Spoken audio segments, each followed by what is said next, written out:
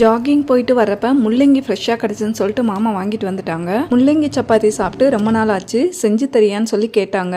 இது ரொம்பவே ஈஸியான ரெசிபின்னு சொல்லிட்டு கடக்கடன்னு செய்ய ஆரம்பிச்சிட்டேன். பேனில் இந்த மாதிரி கடுகு உளுந்தம் பருப்பு தாளித்து ஒரு பல்லாரி வெங்காயத்தை நல்லா ஃபைன் சாப் பண்ணி அதையும் நல்லா வதக்கிட்டு பச்சை மிளகாய் கருவேப்பிலை சேர்த்து வதக்கி விட்டு துருவின முள்ளங்கியை இந்த மாதிரி நல்லா பிழிஞ்சிட்டு அந்த வெங்காயத்தோட ஆட் பண்ணி நல்லா வதக்கி விடணும். மூடி போட்டு அப்பப்போ கிளறி விட்டுட்டே இருக்கணும், அடி பிடிச்சிடக்கூடாது. நல்லா வதங்கணும், அப்போ தான் இந்த முள்ளங்கி வந்து நல்லா டேஸ்ட்டாக இருக்கும். முள்ளங்கிலேருந்து ஒரு மாதிரி ஸ்மெல் வரும், அது போகி நல்லா ப்ரௌனிஷாக வதங்குற வரைக்கும் வச்சு எடுத்தோன்னா சூப்பராக ரெடி ஆயிடும். இதை கரெக்டாக வதக்கி எடுத்தோன்னா டேஸ்ட் ரொம்பவே நல்லாயிருக்கும். இதை செய்கிறதுக்கு கொஞ்சம் முள்ளங்கி அதிகமாக தேவைப்படும்.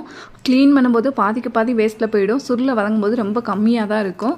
நல்லா வதங்கின முள்ளங்கியை இந்த மாதிரி சப்பாத்தியில் ஸ்ப்ரெட் பண்ணி விட்டு ரோல் பண்ணி சாப்பிட்டோன்னா சூப்பராக இருக்கும். இது ரொம்பவே ஈஸியான ஹெல்த்தியான பிரேக்ஃபாஸ்ட்டும் கூட. இது கூடவே மஞ்சள் தூள், உப்பு, மிளகுத்தூள், சீரகத்தூள் இதெல்லாம் போட்டு ஒரு ஆம்லேட்டும் போட்டுக்கிட்டேன். நன்றி, வாழ்க வளமுடன்.